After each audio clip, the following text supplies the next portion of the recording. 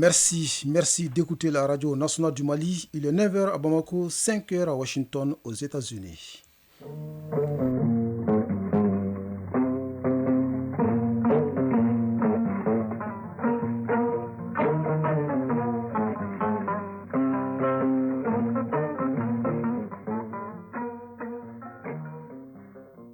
Le journal Bourama Traoré. Mesdames et messieurs, bonjour et bienvenue dans la première édition de Mali Actualité et les titres. Confédération des États du Sahel, la jeunesse malienne s'engage aux côtés des dirigeants pour construire un espace sécurisé, stable et économiquement viable. Explications et réactions à suivre. Ils scrutent le ciel comme les producteurs, les vendeurs des herbicides et insecticides s'ouvrent du démarrage tardif de l'hivernage. Conséquence, difficile pour eux d'écouler leurs produits. Nous avons fait un tour au marché. C'est un rêve des non-voyants qui devient une réalité. Ils disposent désormais d'une nouvelle bibliothèque à l'Institut national des aveugles du Mali, une nouvelle infrastructure et un nouvel espoir. C'est le grand format de cette édition. L'ancien président américain Donald Trump échappe à une tentative d'assassinat lors d'un meeting à Pennsylvanie. Les républicains accusent le président Joe Biden. Espagne-Angleterre, c'est l'affiche de la finale de l'Euro 2024 qui se joue ce soir. En basketball, la Coupe du monde féminine des moins de 17 ans au Mexique a débuté hier. À la découverte de l'acupuncture dans le Focus Santé de ce dimanche, c'est une technique qui consiste à piquer toutes les parties du corps sauf l'œil avec des aiguilles pour traiter des problèmes neuromusculaires et d'autres pathologies. Une technique jugée efficace, témoignage des patients dont un diplomate en fin d'édition. Ils ne sont pas producteurs, mais l'installation tardive des pluies impacte fortement leurs activités. Les vendeurs des herbicides et insecticides scrutent aussi le ciel et prient pour que l'hivernage puisse véritablement s'installer, de quoi leur permettre d'écouler facilement leurs produits. Une de nos équipes a fait un tour au marché. Si certains vendeurs disent constater une augmentation des gains, d'autres affirment le contraire. C'est donc un marché à double visage que nous décrit Tchomako Konaté. Des produits phytosanitaires en abondance sur le marché. La saison oblige. Nous sommes au niveau d'un point de vente spécialisé où sont implantées de nombreuses boutiques abritant une multitude de produits. Ousmane Silla, secrétaire administratif des revendeurs d'intrants agricoles du district de Bamako. Nous sommes en possession de 3 sortes qui sont les herbicides totaux qu'on appelle les glyphosates. Il y a des herbicides de poste levé aussi qui servent à désherber les champs après la sortie de la culture pendant 15 jours. Il y a aussi les herbicides de prélevé qui ne tuent pas mais qui empêchent la sortie des herbes pendant un moment bien déterminé. Ces produits proviennent notamment de la Chine, de l'Inde et de l'Europe. Les prix du bidon d'1 litre varient entre 2500 et 6000 francs CFA en fonction des qualités. Léo Konaté, directeur commercial d'une boutique spécialisée de la place. On est un peu partout dans les dépositaires. Les grossistes, les demi-grossistes, ils viennent tous s'approvisionner chez nous. L'agriculture n'étant pas développée à Bamako, ces produits sont principalement destinés au monde rural. Il s'agit en l'occurrence de la périphérie de Bamako et de l'intérieur du pays. Zoumana Damele, client. Je suis venu acheter des herbicides et une pompe comme chaque année. Je vais les envoyer chez nous au village. Sori Dienta, client. J'ai acheté 6 cartons d'herbicides pour un montant de plus de 300 000 francs CFA. J'approvisionne mes parents au village avant de vendre les restes aux autres habitants qui en expriment les besoins. Si certains évoquent une certaine lenteur du circuit de vente lié à l'installation tardive de la pluie dans des localités, d'autres affirment avoir senti une légère augmentation de leur chiffre d'affaires. Ousmane Silla, secrétaire administratif des revendeurs d'intrants agricoles du district de Bamako. Il y a une très grande différence parce que la saison des pluies est le moment propice. Il y a beaucoup d'activités, il y a beaucoup de mouvements sur le marché. Tandis que pendant l'autre période, le mouvement n'est pas aussi élevé que ça. Léo Konaté, directeur commercial d'une boutique spécialisée de la place.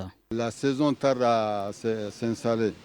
Donc, ça joue un peu sur le climat des affaires. Les paysans, ils hésitent, ils attendent que les pluies tombent pour s'approvisionner. Et ça, c'est d'un de deux. Il y a la concurrence déloyale. Une chose reste certaine, la saison des pluies demeure la période faste pour l'écoulement de ces produits phytosanitaires, même s'il faut reconnaître que le marché n'a pas encore atteint sa vitesse de croisière.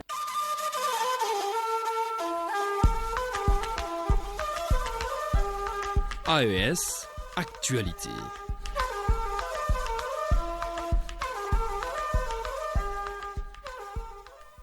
Dans l'actualité de l'AES de ce dimanche, nous partons à la rencontre des jeunes maliens, des jeunes qui sont parfaitement dans les parfums de ce nouveau processus visant à assurer au pays du Sahel leur souveraineté totale. Et au-delà, ils entendent jouer tout leur rôle pour concrétiser cette volonté commune, celle d'un espace sécurisé, stable et économiquement viable. Et c'est Serou Traoré qui nous amène auprès de ces maillons importants de la société malienne. La création par le Burkina Faso, le Niger et le Mali de la Confédération des États du Sahel le 6 juillet 2024 à Niamey a suscité beaucoup d'espoir chez de nombreux Maliens. À Bamako, de nombreux jeunes se disent confiants quant à la stabilité et à la prospérité que cette nouvelle organisation pourrait apporter aux trois États. Amassissé, ancien vice-président du Conseil national de la jeunesse du Mali, CNJ. Il faut assumer ses choix. Et je pense que ces trois États ont décidé d'assumer leurs choix, ont décidé de prendre en main leur destin, ont décidé de s'inscrire dans une dynamique pour sauver leur pays et dans une dynamique aussi pour apporter le salut, pour apporter la paix à leur peuple. C'est déjà quelque chose de très bien que nous saluons. Chaka Alcine Camara, membre de la coordination des jeunes du Mandé. Le décor est déjà planté. Il reste maintenant à la jeunesse de prendre ses responsabilités en main pour l'atteinte des objectifs de l'AES. Le rôle que nous devrons jouer, c'est vraiment la concrétisation de ce que les chefs d'État ont eu à signer entre eux pour la mise en œuvre des objectifs. Alimatou Traoré, jeune leader de la commune 3 du district de Bamako. Quand on voit les trois États, on voit que les jeunes sont majoritaires dans tous les corps, que ce soit militaire, que ce soit dans les administrations, que ce soit dans les secteurs informels. On voit que c'est les jeunes qui sont majoritaires. Vu que d'abord nos trois chefs d'État ont eu cette initiative, vraiment, moi, je suis contente de cela parce que cela veut dire que je dirais l'Afrique, en quelque sorte, commence à vraiment prendre son indépendance en main. Les jeunes leaders maliens que nous avons approchés préconisent une large diffusion des grandes orientations de la Confédération AES en direction du maximum de populations. Cela afin que tout le monde puisse parler le même langage sur les progrès dans les domaines sécuritaires, de gouvernance et de développement socio-économique des États. Alimatou Traoré, jeune leader de la commune 3 du district de Bamako. L'AES a été créé au fait, mais c'est les jeunes qui sont partis à l'école qui se sont intéressés un peu. Mais quand on va surtout au Mali d'abord, majoritairement c'est 70% des jeunes, c'est un état des jeunes. Donc on voit que sur les 70% aussi, plus de 55% ne sont pas allés à l'école. Donc il faut parler, il faut informer les gens. Pourquoi l'AES? Comment l'AES? Les jeunes du Mali, en phase de renouvellement des différentes instances de leur organisation fêtière, ne comptent pas rester en marge des nouvelles opportunités que l'AES pourrait offrir au pays. Oui, des pays de l'AES est justement invité à rester dans la CEDEAO. Pour ce faire, la conférence des chefs d'État et de gouvernement de l'organisation s'engage dans une dynamique de médiation. Lors de la 65e session ordinaire de la CEDEAO, tenue le 7 juillet à Abuja au Nigeria, le président sénégalais Bassirou Diomaye Faye et son homologue togolais Faure Gnassingbé ont été désignés facilitateurs face à une position déjà tranchée de l'AES qui déclare avoir atteint un point de non-retour. Cette main tendue de la CEDEAO selon les Burkinabés restera tendue. Notre confrère de la radio nationale du Burkina Faso, Kientega, a rencontré quelques-uns dans les rues de Ouagadougou. Bassirou Diomaye Faye du Sénégal et le président togolais Faure Gnassingbé sont désignés facilitateurs de la CEDEAO dans les discussions de la communauté avec l'AES. Dans la capitale ouagalaise, cette proposition de la CEDEAO pour une sortie de crise est peu appréciée. De l'avis de l'homme de médias Nafongo Moussa Traoré, l'AES a déjà emprunté la voie du non-retour. La CEDEAO, elle a eu tout le temps d'intervenir diplomatiquement. Elle ne l'a pas fait. Elle a même, au début du coup de force, intervenu au Niger, tenté d'intervenir militairement. Ça, c'est des sorties qui ont contribué à renforcer les dirigeants de l'AES dans leur conviction d'aller vers une confédération qui, pour tenter la médiation, le Sénégal, encore moins le Togo, les médiateurs n'ont aucun crédit au jeu des populations de l'AES. Selon Basile Da, de la société civile ouagalaise, l'option de médiation entamée par la CEDEAO apparaît tardivement. Cette main tendue est venue après le médecin, après la mort. Tous les pays qui estiment qu'on doit revenir à la CEDEAO doivent se reprocher beaucoup de choses s'ils sont honnêtes. La main tendue de la CEDEAO va rester tendue pendant que nous continuons notre course. Et pour l'analyste politique et ancien chercheur burkinabé, Moussa Sawadogo, le divorce est déjà consommé entre l'AES et la CEDEAO. Pour sa part, l'instance sous-régionale doit cependant, dans sa dynamique de médiation et de main tendue, mettent l'accent sur les conditions de leur séparation, précise-t-il. Il y a une certaine réalité qui est là, qui fait que même si on n'appartient pas au même ensemble sous-régional, les défis restent des défis communs. Et je pense que la médiation pourrait essayer de voir comment travailler sur ces points communs-là, tout en étant différents. Sur une éventuelle médiation, la CEDEAO se félicitait au dernier sommet de l'offre d'Oumarou Sissoko Embalo de la République de Guinée-Bissau de soutenir les discussions, en particulier avec le Burkina.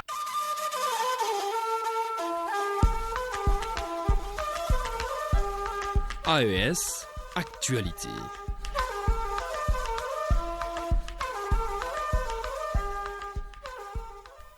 Au Sénégal, le président Bassirou Diomaye Faye est revenu sur ses 100 premiers jours face aux journalistes des grands médias nationaux. Durant cet exercice de plus de 2 heures, le président Faye a prévenu qu'il ne s'agit pas d'un bilan, mais d'un état de lieu. J'ai trouvé un Sénégal en difficulté avec des indicateurs économiques rouges, a-t-il précisé. Il a également expliqué les efforts faits pour soulager les populations avec une baisse du prix de certaines denrées de première nécessité.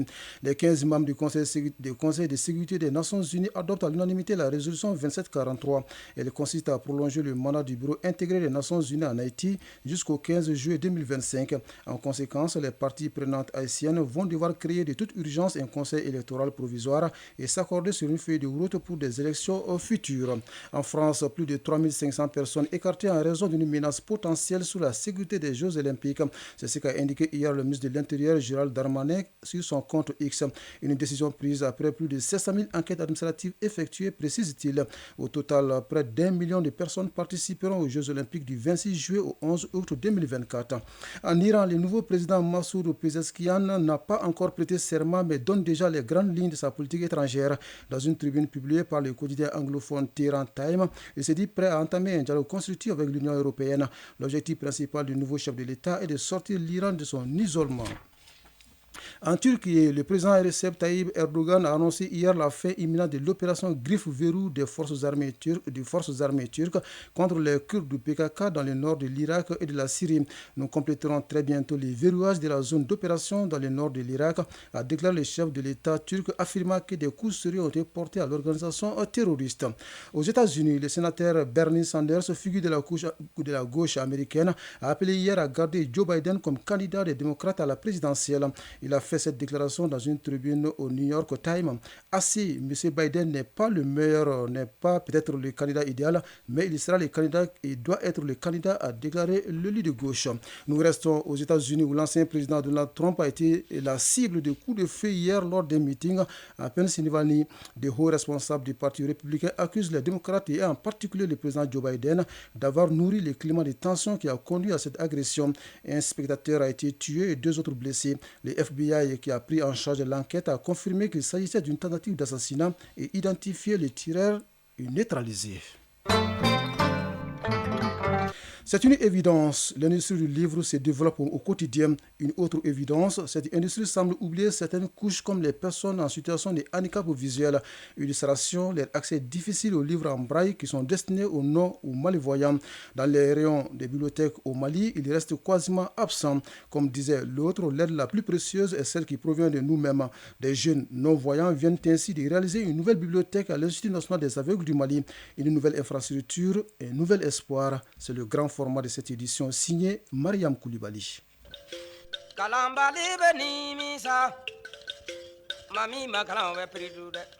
Il est très difficile à un Africain de ma génération de résumer. Falaye Cissé, un jeune non-voyant, est heureux ici de pouvoir lire un des romans du célèbre écrivain Amadou Hampâté-Bâ depuis la toute nouvelle bibliothèque de l'Institut national des aveugles du Mali. Bibliothèque réalisée grâce au dynamisme de certains jeunes non-voyants. Seydou Traoré, étudiant à la faculté des droits publics de Bamako. L'initiative était de l'association culturelle à travers leur programme de télé-réalité instantanée qui met en compétition des grains pour faire part de leurs projets. Nous avons postulé avec notre grain Action Jeune sur le projet mise en place d'une bibliothèque en braille. Nous avons été primés avec une somme de 5 millions pour la réalisation de cette bibliothèque. Seydou Sow, élève maître à l'IFM de Kangaba. On a d'abord misé sur les livres scolaires, les livres qui concernent les programmes académiques. Donc de la première année primaire jusqu'à 9e fondamentale, on a vraiment les livres de tous ces programmes-là, les livres de grammaire, les livres de matières scientifiques au niveau du second cycle, ainsi que les livres classiques du primaire. Au-delà de ça aussi, on a un lycée depuis 2016.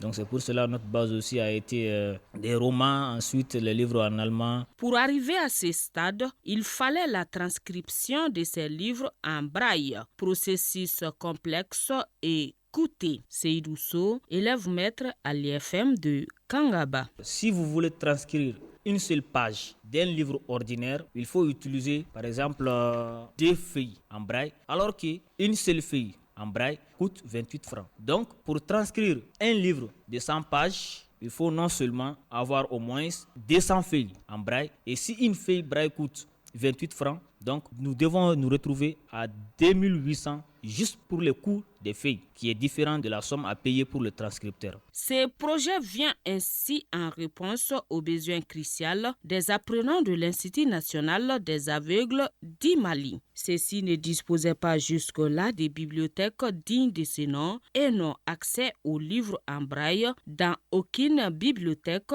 de la place. Siaka Diabaté, directeur coordinateur de l'Institut national des aveugles du Mali. Cette bibliothèque, elle est la bienvenue parce que déjà, dans la politique du livre, c'est-à-dire lorsqu'il s'agit de concevoir des documents, eh bien, nos enfants sont laissés pour compte. Si vous prenez par exemple un enfant du fondamental, les livres comme Mamadou et Bineta, il n'y a aucun document conçu par rapport à ça, pour que l'enfant handicapé visuel, lorsqu'un texte est donné, qu'il puisse lire le texte dans ce livre-là en braille, en noir. Et c'est la page concernée seulement que l'enseignant enlève pour aller transcrire la page pour venir donner. Mais disposer d'un document, non. Face à cette problématique, les acteurs de l'éducation spéciale proposent l'adoption d'une politique nationale d'éducation inclusive. Barthélémy Sangala, chef de division éducation intégratrice à la Direction nationale de l'éducation préscolaire et spéciale. Tout est une question de moyens et une question de politique. Aujourd'hui, est-ce que nous avons une politique qui fait en sorte que si un livre sort, il faut aussi le rendre accessible en braille? Si cette politique n'est pas mise en œuvre, il est vrai qu'il y aura des difficultés d'accéder à ces livres. Maintenant, au niveau des institutions spécialisées, il y a des stratégies qui sont développées pour transcrire certains documents officiels essentiels en braille afin que les enfants puissent les lire. Mais le souhait, c'est que vraiment, de façon systématique, s'il y a un livre qui est édité et qui est imprimé, que ce soit aussi disponible en format accessible aux personnes non-voyantes. En attendant l'adoption de cette politique nationale d'éducation inclusive, les initiateurs de la bibliothèque et les responsables de l'école lancent des cris de cœur à l'endroit des personnes de bonne volonté pour la dotation de l'école en livres adaptés et d'ordinateurs pouvant servir de bibliothèque sonore.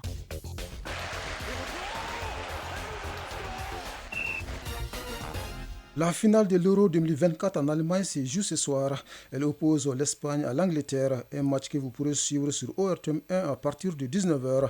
En basketball, la Coupe du monde féminine des moins de 17 ans au Mexique a débuté hier.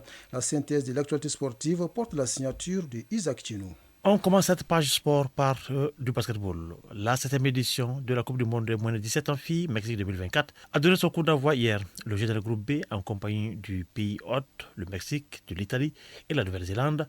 Les Malines effectueront leur entrée en lice aujourd'hui contre les Mexicaines à partir de 2h45 GMT. Et lundi 15 juillet, la sélection nationale cadette se mesurera à l'Italie à 0h avant de terminer la phase de poule par la Nouvelle-Zélande mardi 16 juillet à 21h30 GMT. A noter que les 16 équipes participantes accéderont toutes au deuxième tour de la compétition. Les équipes du groupe A se frotteront à celles du groupe B en fonction du classement du tableau final, tandis que les équipes du groupe C s'expliqueront avec celles du groupe D. Football à présent, championnat d'Europe des Nations. La compétition connaîtra son épilogue ce dimanche à l'occasion de la grande finale qui opposera l'Espagne à l'Angleterre. Après un parcours exceptionnel tant dans le jeu que dans les résultats, l'Espagne s'est qualifiée pour la finale de cet Euro 2024. La Roja a fait tomber toutes les grandes nations qui se sont dressées sur son passage. Les coéquipiers de Nico Williams détiennent pour le moment la meilleure attaque de la compétition avec 13 réalisations. En face, l'Angleterre n'a pas brillé dans cet Euro, mais elle est tout de même qualifiée pour la finale de la compétition. Jude Bellingham et ses coéquipiers disputeront leur deuxième finale consécutive après celle de 2020 perdue contre l'Italie au tir au but. Pour ce qui est de la Copa América 2024, la grande finale se jouera également ce dimanche soir à 0h. L'Argentine, tenante du titre, affrontera la Colombie. Archi favori avant le début de la compétition, les coéquipiers de Lionel Messi ont répondu présent. Les Argentins visent un deuxième titre consécutif dans le tournoi. Alors que la Colombie a atteint ce stade de la compétition pour la première fois depuis 23 ans. Les coéquipiers de James Rodriguez arrivent avec un statut d'outsider. Les hommes de Nestor Lorenzo restent donc sur 28 matchs sans défaite. Le dernier revers colombien remonte à février 2022 et c'était face à cette même Argentine.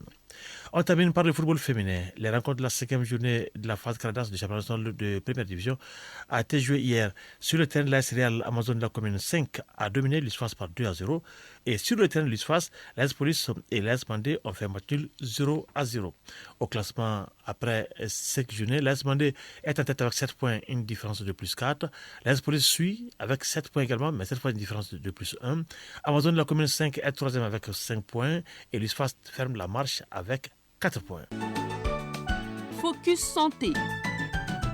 À la découverte de l'acupuncture, une technique de la médecine traditionnelle chinoise qui consiste à piquer toutes les parties du corps sauf l'œil avec des aiguilles pour traiter des problèmes neuromusculaires et d'autres pathologies. La durée du traitement est liée à la nature de la maladie et les patients sont soumis à 3 séances au maximum de 30 à 40 minutes par semaine. L'acupuncture est le sujet du Focus Santé de ce dimanche, signé Kumba Sissi. La sensation des douleurs musculaires, articulaires et autres maladies liées à la paralysie n'est plus une question d'âge.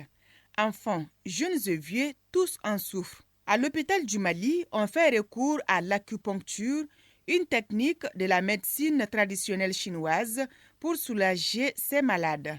Environ 20 patients viennent au rendez-vous tous les jours ouvrables et le nombre de séances dépend du type de maladie selon les pratiquants. Siu Yao, acupuncteur. L'acupuncture, il a des aiguilles et la moxibustion. Généralement, les séances, ça dépend sur le type de douleur. C'est pas pour tous les jours, c'est 3 fois par semaine. Chaque séance, la durée c'est 20 minutes ou 30 minutes. Et la douleur apparue quand tu fais les aiguilles, mais quand ils sont insérés, ça fait pas le mal. Moussa Diara, acupuncteur. La pratique consiste à faire face à beaucoup de maladies, les problèmes neuromusculaires, les problèmes fonctionnels, de l'équilibre de l'organisme. Dans la pratique, l'acupuncteur vise des points stratégiques pour exciter le nerf des patients. Moussa Diara, acupuncteur. Les trajets des nerfs, en général, on pique beaucoup pour équilibrer la fraîcheur, la chaleur, le dysfonctionnement de l'organisme. On pique partout sauf l'œil. Même les pourtours de l'œil, partout on pique. Il y a beaucoup de maladies, comme les maladies des organes internes, des problèmes gastriques, des problèmes des cycles. Cheikh Oumar Ouagé et Moussa Sako ont des maladies différentes et se sont tous soumis à la pratique. Selon eux, après quelques séances déjà, ils ont commencé à se sentir mieux. J'avais des douleurs au niveau de mon cou et de ma colonne vertébrale. Dès la 3e séance, j'ai commencé à me sentir mieux. Aujourd'hui, c'est ma dernière séance et je suis complètement guéri. J'ai fait un accident et j'ai subi une opération. Ma bouche est déformée et mon œil ne fermait pas. Je suis là pour des séances de l'acupuncture. Je constate une nette amélioration.